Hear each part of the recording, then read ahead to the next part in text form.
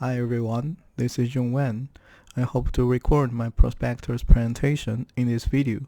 First of all, I hope to acknowledge all my committee members and thank you very much for providing great feedbacks and recommendations, which really helps me to strive in the right direction. Especially, I hope to express my gratitude towards Dr. Lu and Dr. Che.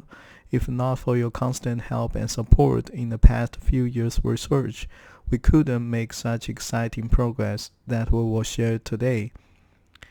For my Prospectus presentation, my topic is about deep learning as a native scientific workflow in the modern scientific workflow management system, which is short for SWFMS, and the workflow management system we're working on is called DataView, which is a mature scientific workflow management system that developed by Wayne State University Big Data Lab, which is also used by worldwide users, and it is one of typical scientific workflow management system that being utilized for scientific discoveries. And here is an outline of today's presentation. Basically, it consists of 11 sections. Firstly, we will go through the introduction that may give you some backgrounds of our research topic, and then I will go to the problem statement to explain why and for what reason we want to solve the target research problems. And thirdly, we will go through some related work that's happening in the relevant research area. Afterwards, we will walk through the research and engineering challenges standing in our way to solve our problem. Specifically, the challenge is how we integrate the infrastructure level support of deep learning into scientific workflow management system. And then we will go to the section about the proposed solution, in which we propose a 4-steps research plan. And then we will talk about one of our accepted paper by Big Data Conference 2021, in which we addressed several core challenges in our research topic. Meanwhile, we are working on extended journal version and hopefully it will be submitted soon. Today's presentation has 2 sections of core myths. One is a paper we just talked about. The second one is about usability and extensibility of deep learning as a workflow to scientific workflow community. And then we're going to talk about the proposed research and completion timeline. I will also go through the publications I have published before my graduation. And last but not least, I will provide the acknowledgement and the reference. Firstly, let's go through some backgrounds. Since the past decades, scientific workflow modeling and execution has become a common practice for scientists to accelerate their discoveries in numerous research fields and has been exploited by many scientists. For example, the Pegasus workflow system aided the LEGO project to detect the gravitational wave, which is a discovery that won the Nobel Prize, and that is really exciting news to the workflow community.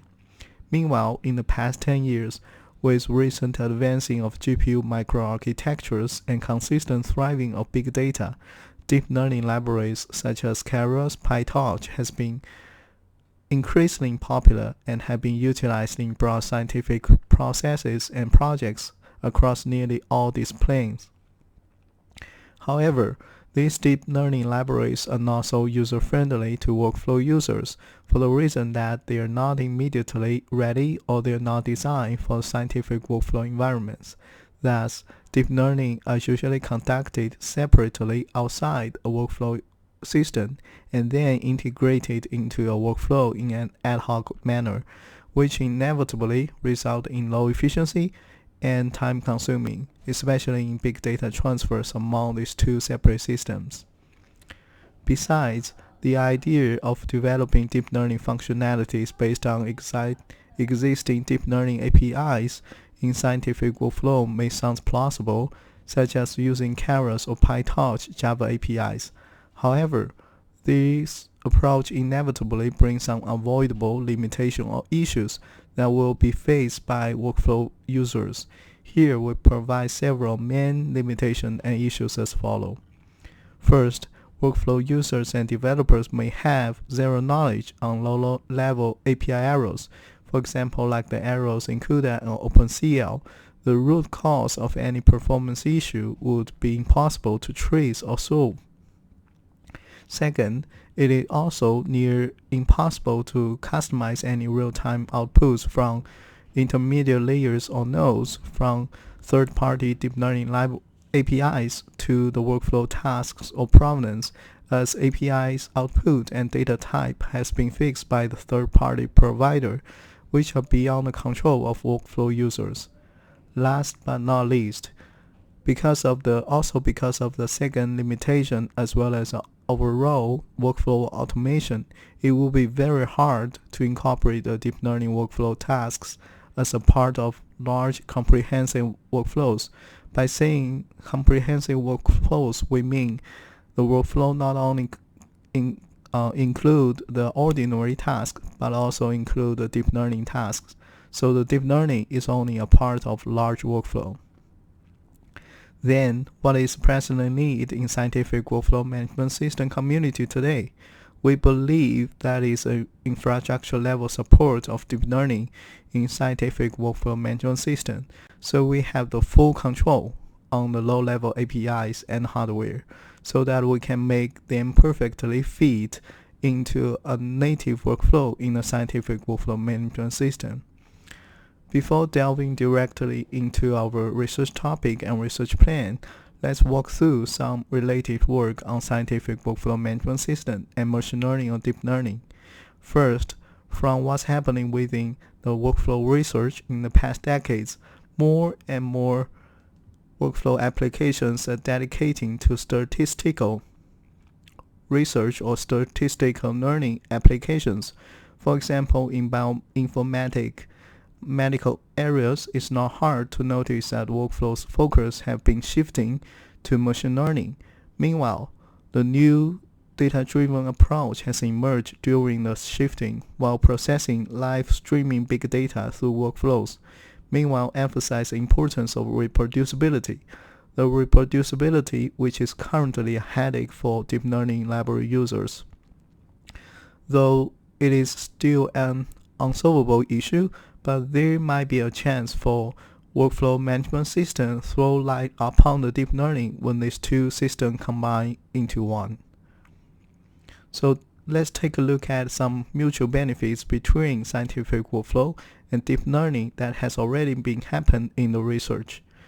On the one hand, some work has been done to use CPU-based machine learning to derive better workflow scheduling. For example, Mu and Miser uses SIB 4.5 decision tree to estimate a time span of workflows based on historical data. Nascent Mental and others promote the reinforcement learning and Q-learning to derive best scheduling plan for workflows based on historic executions. Tong and others combines the Q-learning with half the algorithm. Half the algorithm is a very famous scheduling algorithm in workflow community. So in this way, they bring up the Q-learning to make it smarter on the workflow scheduling. On the other hand, some work applies CPU-based machine learning in workflow in order to address a specific application level problem. For example, Ahmed and others implement semi-supervised clustering based diagnosis model in DataView, which is conducted by one of previous PhD students in our lab. Mondali and others leverage the Weka, which is a free software, on analyzing and experimental data in Swift scientific workflow management system. Similarly, Randall Savick and others uses the decision tree for solo radiation modeling in K9 scientific workflow management system. For the GPU-based deep learning, some works has been leveraged the scientific workflow management system to achieve highly scalable and distributed deep learning. One outstanding example is Candle, which is sponsored by Argonne National Laboratory, which is a solution combines a deep learning algorithm and HPC infrastructure for executing the deep learning workflows that applies to cancer research. However, under the hood, Candle still use Keras API, and so all the execution will still happens under the scene. So there are some unavoidable limitations, as we mentioned above, still be the problem for this case. Needless to say, how to integrate them as a part of ordinary workflow. And furthermore, some works, on the other hand, are dedicating to build an unified ecosystem for AI applications. For example, like Bazaar, which introduced its machine learning primitives to uniformly leverage different machine learning libraries. For example, like scikit-learn, Keras, OpenCV. However, as it involves multiple machine learning libraries at the same time, it could be even harder to trace any root cause on low-level errors or performance issues. On the other hand, the Agora, which is a data management system, they envision to provide a unified ecosystem with infrastructure-level support on machine learning or deep learning applications in one system, and do not rely on third-party infrastructures or providers, as they claim that third-party infrastructure or libraries may be unreliable and untrackable. So back to the GPU-based deep learning, which is implemented through GPGPU, which is also stand for General Purpose GPU Computing. Currently, there are several mainstream GPGPU frameworks out there, for example like CUDA, OpenCL, OpenACC, due to the fact that the GPGPU is supremely good at parallelize simple executions on thousands of GPU cores. They perfectly fit the deep learning's computational requirements. And also, in order to design a near-optimal scientific workflow management system infrastructure or architecture, we made a comprehensive survey upon the workflow scheduling algorithm and workflow systems, which provides a fundamental knowledge on what can be potentially leveraged by deep learning in a scientific workflow management system, as well as being a strong evidence to assess the feasibility of deep learning may leverage the superiority of a scientific workflow management system, such as a high degree of parallelism. Though the infrastructure level support of GPU-enabled deep learning are attractive for workflow users, there are still several challenges standing in our way to make it happen. We outline 6 challenges in this presentation. The first one is an workflow construction challenge, which brings up the question how we want to structure the task and workflow for deep learning neural network. As we all know, workflow basically consists of tasks.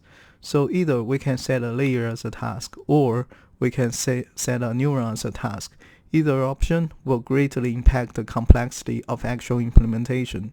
The second challenge is a CPU and GPU communication challenge, as all workflow management systems build upon the CPU-based implementation, and so how to effectively bridge the workflow management system and GPU together needs to be properly handled. The third challenge is about GPU and CPU I/O overhead challenge. As we just mentioned, the input ports and output ports of every workflow task resides on the CPU side. So pipelining these ports into or from the GPU inevitably aggregate excessive I/O overhead. The fourth challenge is an workflow dynamic mapping challenge, as an workflow will be constructed on CPU and finally executed in GPU.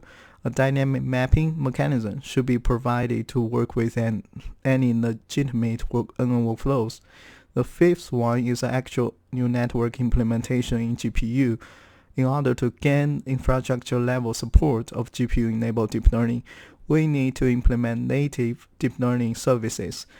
Though there are several GPGPU frameworks available, as we mentioned in previous slides, but all of them are considered as low-level APIs, and they are non-trivial to implement it.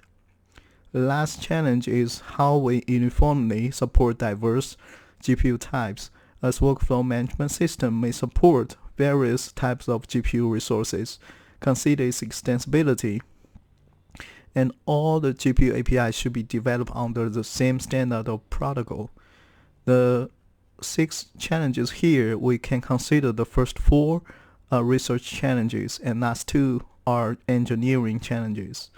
In order to successfully derive a near optimal design and implementation of infrastructure level support of deep learning, we set up a 4 steps plan to achieve the goal as follows.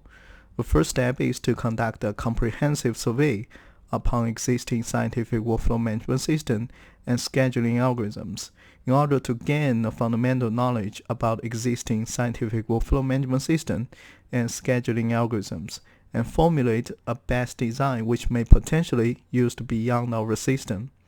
Also, to address the feasibility to utilize existing scheduling algorithm for deep learning workflows. And second step is based on our best knowledge to design a new architecture design for deep learning as a workflow in data view. Step 3, implement the Dlaw in data view and develop our in-house neural network GPU services for NN workflows. Step 4, once our workflow management system support infrastructure level deep learning, we hope to exploit the high degree of parallelism on deep learning in data view.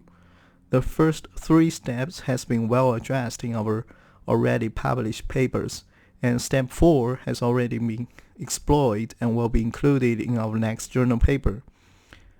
And next, we're going to delve into one of the 2 core myths section of today's presentation, which is a paper we just published in the Big Data Conference, which is entitled as Deep Learning as a Workflow, an Innovative Approach to Enabling Deep Learning in Scientific Workflows. In this paper, we propose and implement a novel Dlaw, which is Deep Learning as a Workflow approach in data view, which for the first time provides seamless infrastructure level support on GPU-enabled deep learning in scientific workflow management system. Specifically, we are able to programmatically or graphically design, construct, and execute an workflow as an ordinary workflow in data view. Also, we provide various trainers which wraps a specific execution plan and a target type of GPU resources in the workflow engine. Further, we implement a generic GPU resource management module to leverage GPU resources. In our approach, we correspondingly address several challenges through this new architectural design. In our new architecture design of data view, we introduce 3 deep learning specific components, including an workflow engine, which consists of 2 layers and output GPU recognizable specification. We will also elaborate in the next slide. The GPU resource management, which acts as a intermediate layer or interface that decouple the workflow and the GPU services, such that we can gain a great extensibility on new GPU services in long run. The GPU services. In this paper, we support 2 categories of GPU infrastructures, including local GPU on PC and GPU SOMs. SOMs stands for System on Module, and currently we support 2 types of NVIDIA SOMs, Xavier SOM or Nano SOM. We exploit and will add 1 heterogeneous GPU cluster in our coming journal paper. In future, we may investigate more GPU infrastructures such as GPU clouds. Here is a procedure to design, construct, and execute an workflow in data view via Java API. First, we're going to design the workflow as an array, which is in the design method, and keep coherent usage as constructing an ordinary workflow in data view. Then, workflow will be processed by workflow engine, which includes 2 layers, the JSON mapper and the trainer. So in that way, the JSON mapper will map the CPU recognizable specification to GPU recognizable specification. And here is one of the example. And further, one of trainer, which is specified by user, will encode the information of specific execution plan as well as a type of GPU resources in the specification. Then the GPU resource management will act like an interface and route a specification to the corresponding GPU services, and one of the GPU services will provision and execute the N workflow. Finally, the result will be returned to the N trainers. In order to validate the correctness and effectiveness of our approach and implementation, we carefully designed a group of experiments in which we randomly design 5 new networks running on 5 popular datasets and conduct the comparison of 3 Dlaw implementations with one counterpart comparison on the Keras implementation in local GPU of a host PC. So you can see that Dlaw implementations includes on local GPU of a host PC, a single NVIDIA Xavier SOM, and a single NVIDIA Nano SOM, but only the Keras implementation includes the local GPU on a host PC. The results are shown on the right-hand side figure. The top figure shows the testing accuracy on each dataset. The first bar indicates the Keras accuracy, and the other 3 indicates Dlaw's accuracy. As you can see, the Dlaw's implementation delivers very competitive accuracy compared with the Keras implementation, which convincingly support the validity of our approach. We can see the Keras outpace Dlaw implementation in one dataset, which may be because of the different data shuffling mechanism adopted in Keras and Dlaw, which may contribute to the data bias when the dataset is relatively small. In terms of the time span or the execution time, as shown on the bottom figure, the time span of Keras grows dramatically when the size of datasets becomes very large, which turns out Keras may suffer from severe scalability issue, which is also reported by other Keras developers. In contrast, Dlaw delivers very steady and scalable time spans in terms of the performance. In conclusion of this paper, we propose and implement Dlaw approach in DataView, which design, construct, and execute any N workflows as native workflows with infrastructure-level support on GPU-enabled deep learning. To our best knowledge, this is the first work to do so. Through experiments, we demonstrate the correctness and effectiveness of our approach compared with a counterpart Keras implementation. In future, we will incorporate more GPU services, enrich CUDA API implementation, and provide Dlaw as an open service for use beyond our own system. Then we comes to the second core section of today's presentation, the usability and extensibility of deep learning as a workflow to scientific workflow community. In this section, we will respectively walk through the usability and extensibility of Dlaw in DataView. First, let's take a look at how we design and construct an Overflow through Java API in DataView. Here is one of the examples that an Overflow is designed and constructed in Java API, together with its corresponding structure constructed neural network in layers visualization. As you can see, each NN task is correspondent to one of the layers in the neural network. In total, we have 8 layers in this neural network. Then let's take a look at how we can execute an Overflow through Java API. Basically, there are 4 steps to execute an Overflow in DataView. Step 1, we will instantiate one of the NN workflow object. In this case, we are initializing NWorkflow 6. In step 2, we're going to call its design method.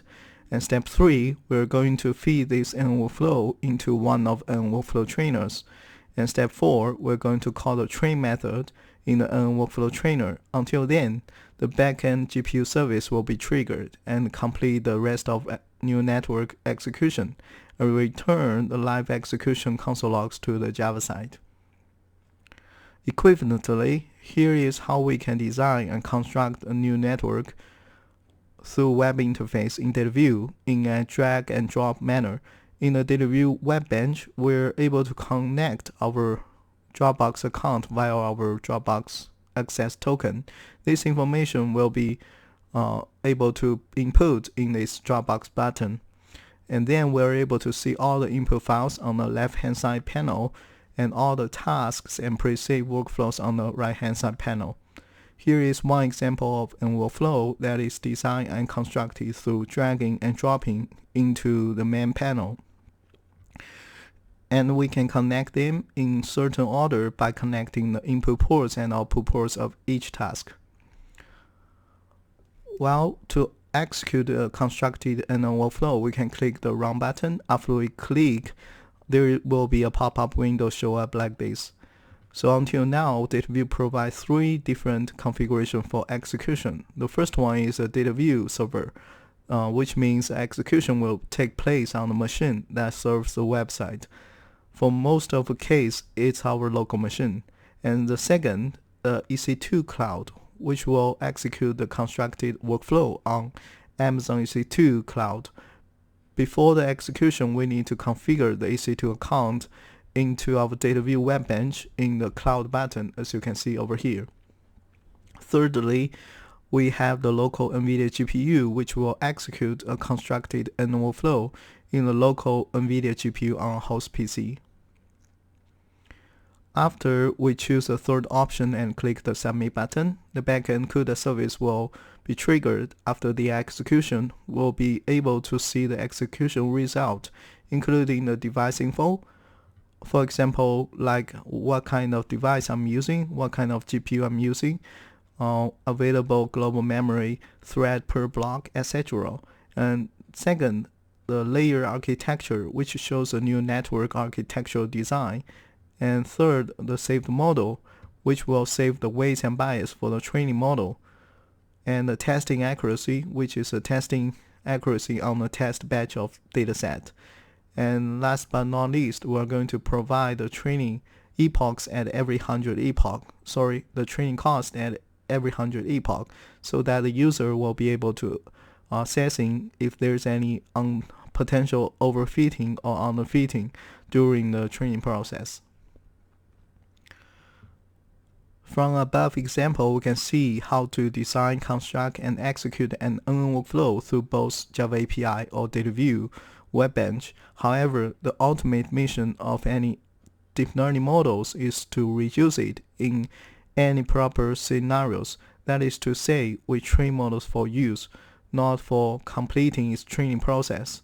Thus, we also provide the usability to reuse any trained NN workflow model in DataView on new dataset through both Java API and web bench. Here is one example how to reuse NN workflow model in Java API.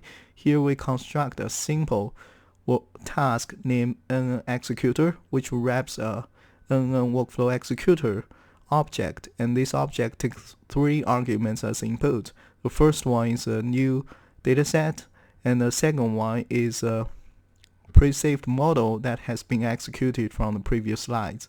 And the third one is a file location that specifies where the model is saved.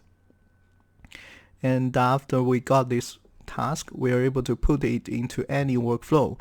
For example, like this workflow, we only include a single task, which is an executor, and we have 2 inputs. One is a generic workflow with a suffix, and this is a pre-trained workflow model that's being executed from the previous slide. And the second is a new dataset we're gonna input into this model for direct prediction. So equivalently, we are able to conduct the same operation to reuse an Overflow trained model via the web interface. Here is one example to do so. Here we have only one task named an executor, and we similarly have 2 input data set. One is a new data set, one is a pre-trained model, and we can click the Run button to kickstart the prediction. So over here, because we are using a regular task and an ordinary workflow, we are able to use the first or the second option to execute our workflows. For example, like the DataView server, and we can use a local machine which hosts the website to run the prediction, as well as we can provision to the EC2 clouds, as long as they have the NVIDIA GPU equipped with. And here is one of the example that's the result output from prediction. We can see the prediction accuracy and the device info. So last but not least, we're going to go through the extensibility of the DLAW in data view as we introduce our deep learning specific components in data view in previous sections, which includes 1. The Overflow engine, 2nd. The GPU resource management, and 3rd. The CUDA services. We will examine the core class diagram for the implementation and analyze the extensibility of DLAW for long run. First, we're going to take a look at the core class diagram of an Overflow engine. As you can see over here, is its class diagram. Within the red dash bounding box are the new classes specifically designed for NN workflows. All classes outside the bounding box are the base class which has pre-exists prior our work. So there are 3 main blueprints in our new classes. One is the NN task, which serves as a blueprint for the NN workflow layers. Second is NN workflow. It consists of an array of NN tasks, serve as a blueprint for any NN workflows. Third one is an trainer, which is a blueprint for any instantiate NN trainers that wraps a particular execution plan and one GPU infrastructure. For example, like here, we can see the cross-validation on local GPU, or we can do regular train and test on local GPU for NN trainer. On the other hand, in CUDA service class diagram, which is implemented in CUDA C++, we also have 2 fundamental classes served as blueprints for any layer objects and neural network objects. Besides, we have some supporting classes. And thirdly, we have GPU resource management component. Currently, we support JNI and MPI communication. JNI stands for Java Native Interface, MPI stands for Message Passing Interface. Both of them are implementing the blueprint of GPU resource management class. In the future, we may include more communication mechanism based on the same base class. From above example, we can easily see that the process of design and construct and executing and reuse the NN workflow through Java API and graphical web interface demonstrate a very clean and user-friendly interface to scientific workflow community. And besides that, by analyzing extensibility of newly added deep learning specific components, we found that a great extensibility on DLAW for the future developers and users for long run. So that until now we have covered 2 core sections in today's presentation. Now comes to our proposed research and completion timeline. Until today, we have 3 attempts to submitting of papers, 2 conference paper and 1 journal paper. And the first one is a survey we just mentioned, which is accepted by SCC 2020 conference, and the third one is a paper we just go through, which is accepted by Big Data conference last year, and the second one is extended survey paper, which is more than 30 pages. That is unfortunately rejected by ACM Computing Survey. Besides the 3 papers, we also made some additional research progress. So the first one is that we have successfully implemented DLAW in a heterogeneous GPU cluster, which exploits the superiority of scientific workflow management system with a high degree of parallelism. And second, we have successfully enriched and extended our DLAW user interface, not only programmatically available, but also graphically available in data view. And thirdly, we have successfully wrapped up the functionality of reusing any trained workflow model on new dataset, which forms a closed-loop utility on working with any workflow in data view. What we mean, the closed-loop utility that is from design stage to the reuse stage. We also release our data view code to the GitHub as this link. And here comes to the remaining work to be done in my plan of work. First, we are currently working on the journal version paper aimed at submitting to IEEE Transaction on Service Computing Journal, which will extend our DLAW paper. Second, we will revise our second survey to a much better version as we submit to ACM Computing Survey Journal, because ACM Survey Journal only accepts resubmission 1 year after the rejection date.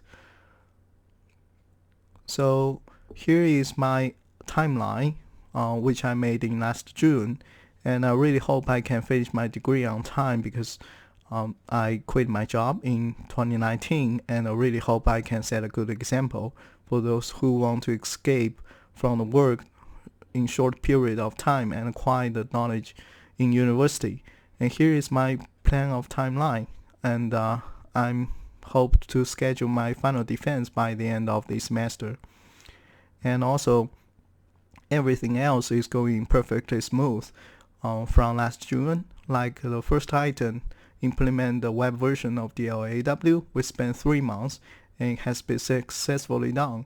And the second item, to reuse a trained model, we spent 2 months already.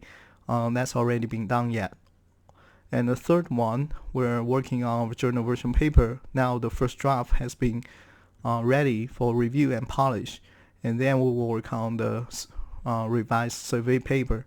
And finally, we're going to prepare for the dissertation and final defense.